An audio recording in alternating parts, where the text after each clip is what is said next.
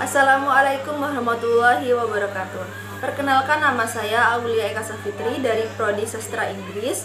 Sekarang saya akan menjelaskan atau memperkenalkan sebuah tempat wisata yang ada di daerah saya, yaitu Bangkalan. Nama wisata ini adalah Pemandian Sumber Pocong, tepatnya ada di Desa Pocong, Kecamatan Perakeh, Kabupaten Bangkalan. Asal-usul Pemandian Sumber Pocong ini, dulu ada sebuah pohon pucang yang dari bawahnya keluar air. Dari hari ke hari, air tersebut tidak juga berhenti mengalir dan meluas, sampai akhirnya menjadi sumber air. Sumber tersebut kemudian dikenal dengan sebutan Sumber Pucang. Daerah sekitar sumber kemudian dikenal dengan nama Desa Pucang. Lambat laun, masyarakat menyebutnya sebagai Desa Pocong. Untuk mengunjungi wisata ini, kita tidak perlu mengeluarkan biaya sedikit pun alias gratis. Akan tetapi, saat ini Sumber Pocong tidak lagi menjadi tempat wisata karena untuk menjaga ekosistem dan kelestarian lingkungannya. Assalamualaikum warahmatullahi wabarakatuh. Perkenalkan, nama saya Wanitika Lamiutomo dari Prodi Sastra Inggris Angkatan 2021. Di sini saya ingin menjelaskan wawasan Nusantara dari wisata Mercusuar Sembilangan yang terdapat di daerah Sembilangan ke Kabupaten Bangkalan. Mercusuar Sembilangan terletak di daerah Sembilangan, Kabupaten Bangkalan, Madura. Mercusuar ini merupakan salah satu saksi bisu atas penguasaan penjajahan Belanda di Indonesia, khususnya di daerah Bangkalan, Madura. Menurut catatan sejarah, Mercusuar Sembilangan didirikan pertama kali pada tahun 1979. Pendirinya adalah pimpinan kolonial Belanda bernama Z.M. William III. Dulunya, mercusuar ini difungsikan sebagai titik pengawasan. Belakangan, fungsinya lebih condong sebagai tempat wisata yang syarat akan nilai-nilai sejarah. Secara keseluruhan, tidak ada banyak aktivitas wisata yang bisa dilakukan di tempat ini. Namun, begitu karena nilai sejarahnya yang tinggi, tempat ini masih tetap menjadi rekomendasi untuk disambangi, terutama bagi Anda yang memiliki hobi mempelajari sejarah. Sekian penjelasan saya tentang wawasan Nusantara Mercusuar Sembilangan. Kurang lebihnya saya mohon maaf. Wassalamualaikum warahmatullahi wabarakatuh. Assalamualaikum warahmatullahi wabarakatuh. Perkenalkan, nama saya Mahfud Hadi ya. Saya dari Prodi Sastra Inggris, Universitas Trunojoyo Madura. Oke teman-teman, di sini saya akan menjelaskan sedikit tentang sate Madura. Ya, yaitu makanan khas orang Madura yang biasanya itu bisa ditemui di mana-mana. Kenapa saya bilang seperti itu ya? Karena emang banyak sih dari orang Madura itu sendiri, mereka pergi merantau gitu, pergi keluar Pulau Madura itu cari kerja, dan kerjanya itu ya jual sate emang. Dan kalau satenya sendiri, saya pikir nggak beda jauh ya sama sate yang lain. Ya juga ada sambal kacangnya gitu, ya dagingnya juga sama. Cuma yang sering saya dengar dari publik gitu, mereka bilang di Madura tuh enak banget loh gitu, padahal menurut saya ya sama aja dengan sate yang lain gitu. Dan ya udah sih, itu aja mungkin ya teman-teman. Kurang lebihnya ya saya mohon maaf. Kalau teman-teman penasaran atau mungkin teman-teman pengen tahu gimana, ya udah datang aja ke Madura. Oke? Assalamualaikum warahmatullahi wabarakatuh. Assalamualaikum warahmatullahi wabarakatuh. Hai, perkenalkan, nama saya Leli Istiana dengan nomor NIM 210511100093. Saya berasal dari Fakultas Ilmu Sosial dan Ilmu Budaya Prodi Sastra Inggris. Dan hari ini saya akan menjelaskan tentang wawasan Nusantara yang menjadi sebuah identitas, yaitu tentang wisata yang ada di Kota Bangkalan. Oke, let's begin. Wisata ini disebut sebagai Bukit Peralangan yang terletak di Desa Buduran, Kecamatan Arosbaya, Kabupaten Bangkalan. Objek wisata ini adalah bekas tambang batu kapur yang telah lama dan sampai sekarang dijadikan warga sekitar untuk menambang batu yang digunakan sebagai bahan bangunan. Warna bukit ini memiliki warna emas kecoklatan. Saat masuk kawasan Bukit Peralangan akan merasakan suhu yang lebih sejuk dan dingin, karena disebabkan dinding kapur yang memiliki tekstur lembab dan basah sehingga kawasan ini terasa lebih sejuk dan dingin. Bukit Pelelangan ini memiliki dinding tebing instagramable karena proses penambangan yang membuat terbentuknya pahatan dengan berbagai ukuran. Assalamualaikum warahmatullahi wabarakatuh. Perkenalkan, nama saya Hania, NIM 210511000092. Saya dari Prodi Sastra Inggris kelas 1B. Di sini saya akan menerapkan tentang wawasan Nusantara. Jadi di sini saya akan menceritakan tentang sejarah wisata Bukit Geger yang ada di Kecamatan Geger, Kabupaten Bangkalan. Wisata Gunung Geger ini juga menyimpan banyak cerita misteri dari masa lalu, sehingga dipercaya sebagai dalam satu tempat keramat di Madura. Wisata Gunung Geger ini juga memiliki ketinggian sekitar 250 meter di dalam permukaan laut. Untuk sampai ke puncak, pengunjung harus jalan kaki dengan melewati atau mendaki anak tangga yang berjumlah sekitar ratusan yang sudah aman dilalui, karena di sampingnya sudah terdapat penyenggah untuk keamanan pengunjung. Gunung Geger juga menyimpan destinasi wisata yang sangat indah dengan panorama yang mempesona dari atas ketinggian perbukitan ini. Keindahan ini yang mampu menepis cerita horor di Gunung Geger, di mana terdapat cekungan pangelean yang berwujud seperti hamparan batu oniks yang bisa melihat keindahan keelokan sawah yang berwarna hijau. Selain itu, pada sisi tebing yang terjal berdiri tegak lurus amat ideal untuk dijadikan sebuah objek wisata olahraga panjat tebing yang cocok untuk para hiking. Di balik keindahan Gunung Geger juga terdapat destinasi lain yang bisa dikunjungi, yaitu makam dan gua keramat yang legendaris, kerap dijadikan sebagai tempat ziarah, tempat nyepi tirakat yang ingin memperoleh atau mendapatkan berkah berupa wangsit atau benda-benda pusaka dunia. Mungkin cukup sekian dan terima kasih. Wassalamualaikum warahmatullahi wabarakatuh. Assalamualaikum warahmatullahi wabarakatuh. Perkenalkan, nama saya Rizky Pramana Putra dari Prodi Sastra Inggris dengan nomor induk mahasiswa 210511000099. Di video kali ini saya akan menjelaskan tentang sejarah monumen yang ada di Kota Sampang, yaitu Monumen Trunojoyo. Kota Sampang sendiri adalah kota tempat tinggal saya. Baik, monumen ini dibangun untuk menghormati Raden Trunojoyo. Raden Trunojoyo adalah seorang bangsawan dari Madura.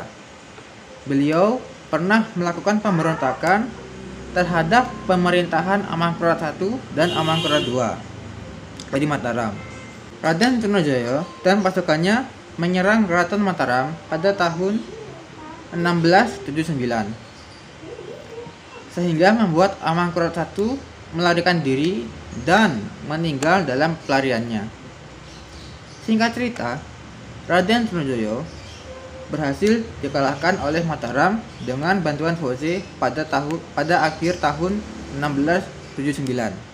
Kisah Raden Trunojoyo dikenang melalui monumen Trunojoyo yang ada di kota saya ini, yang saya sebutkan di awal tadi, yaitu Monumen Trunojoyo.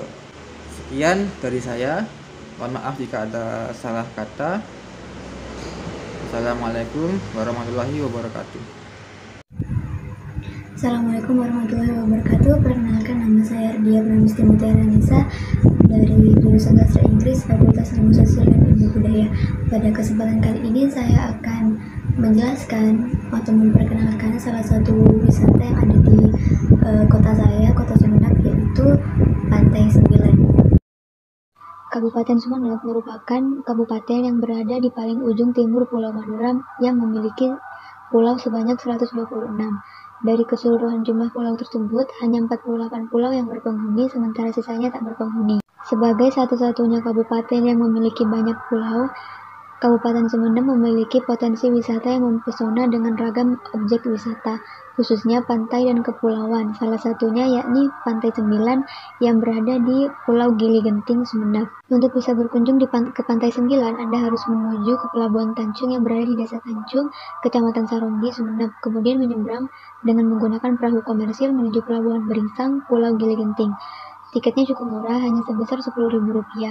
Setelah sampai ke Pelabuhan Beringsang, Anda cukup berjalan menuju pantai karena lokasi Pantai Sembilan berada di samping pelabuhan. Assalamualaikum warahmatullahi wabarakatuh. Perkenalkan, nama saya Kamila Tawarafah dengan NIM 2105110096. Saya mahasiswa Universitas Trunojoyo Madura, Fakultas Ilmu Sosial dan Ilmu Budaya, Prodi Sastra Inggris. Saya berasal dari Kota Sampang. Di sini saya akan menjelaskan tentang wawasan budaya di daerah saya mengenai Gua Lebar. Gua Lebar yang terletak di Kota Sampang ini adalah salah satu ikon wisata untuk Kota Sampang. Pemandangan alam yang memukau menjadi salah satu daya tarik tersendiri untuk para wisatawan. Apalagi ketika memasuki Gua Lebar ini, kalian akan bertemu dengan patung penjaga gua, yaitu patung Sakera yang memakai pakaian adat khas Madura, yaitu merah, putih, dan hitam. Menurut kabar dari warga, Gua Lebar ini sebenarnya bukan gua asli, melainkan gua buatan. Sejarah yang diceritakan pada Belanda. Gua ini dibuat dengan cara dibom agar menciptakan lubang yang besar, sehingga jagungan yang dihasilkan dapat digunakan untuk bersembunyi sekaligus sebagai gudang senjata para pejuang. Gua Lebar Sampang ini berada pada ketinggian 500 meter dari atas permukaan laut. Gua Lebar ini juga memiliki ciri khas, yaitu gua berdinding tebing dengan jenis batu kapur berupa batu bata putih. Dalam pemburu sunrise ataupun sunset, Gua Lebar Sampang merupakan tempat yang bisa kalian pilih karena keindahan gua akan semakin memukau karena sinar warna kemerahan dari matahari terbit maupun terbenam. Sekian, terima kasih. Assalamualaikum warahmatullahi wabarakatuh.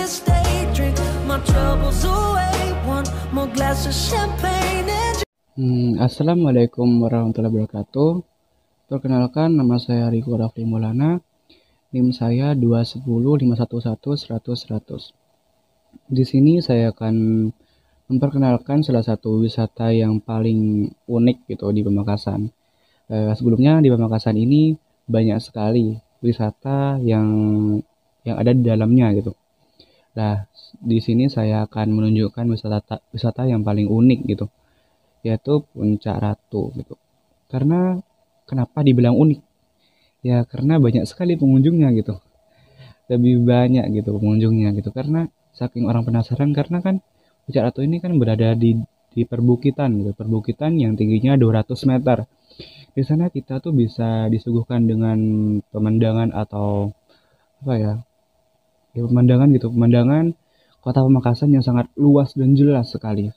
Dan apabila kalian minat ke sana ya wajib banget gitu, rekomendasi banget gitu. Dan untuk itu kita disuguhkan dengan apa ya? Kayak gak cuman pemandangan Pamekasan aja, di sana tuh kayak ada sebuah tempat duduk yang sangat unik sekali. Seperti tempat duduk yang berbentuk sangkar burung gitu. Sangkar burung yang sangat besar sekali, dan intinya kalian wajib ke sana sih kalau ingin melihat langsung gitu betapa besarnya gitu.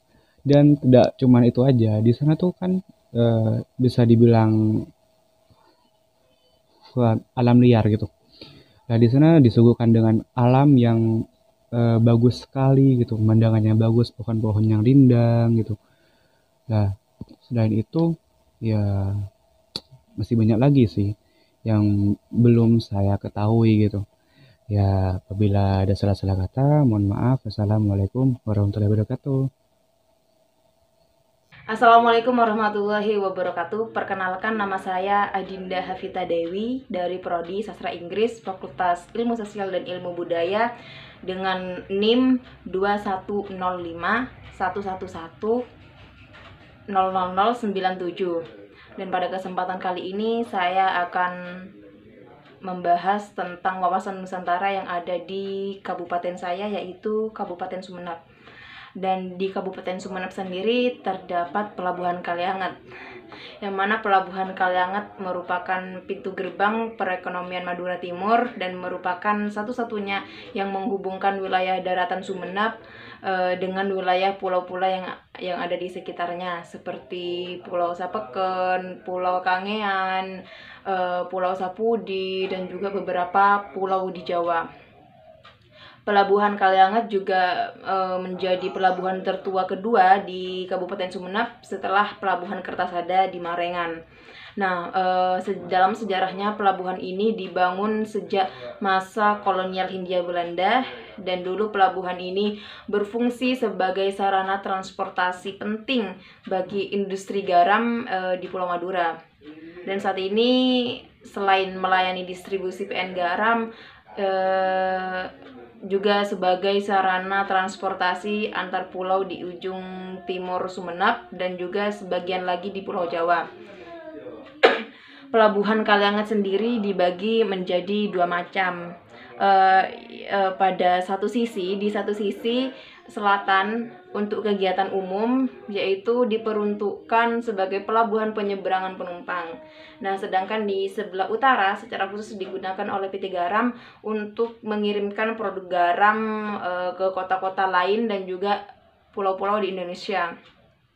Nah, selain itu, dalam rangka mempersiapkan pembangunan pelabuhan, telah diadakan sosialisasi studi analisis mengenai dampak lingkungan yang bertempat di Aula Kantor Kecamatan Kaliangat. Nah, pada saat itu Camat Kaliangat, yakni Dr. Andes Ibnu Hajar Effendi, mengatakan bahwa untuk meningkatkan pelayanan kepada masyarakat di bidang transportasi laut dan juga sekaligus untuk meningkatkan kesejahteraan masyarakat,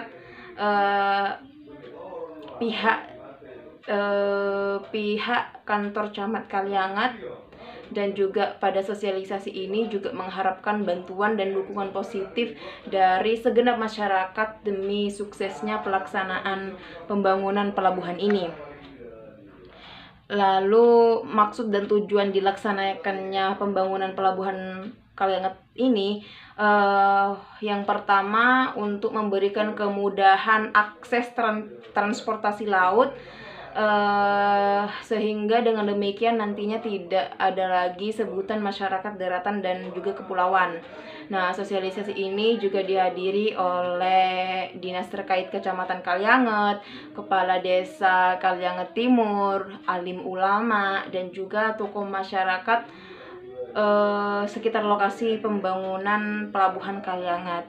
Nah, mungkin itu saja yang bisa saya sampaikan terkait wawasan Nusantara di Kabupaten Sumeneb, khususnya di pelabuhan Kaliangat ini. Dan memang pelabuhan Kaliangat ini memang sangat berfungsi bagi masyarakat. Dan ya, mungkin itu saja dari saya, kurang lebihnya mohon maaf. Wassalamualaikum warahmatullahi wabarakatuh.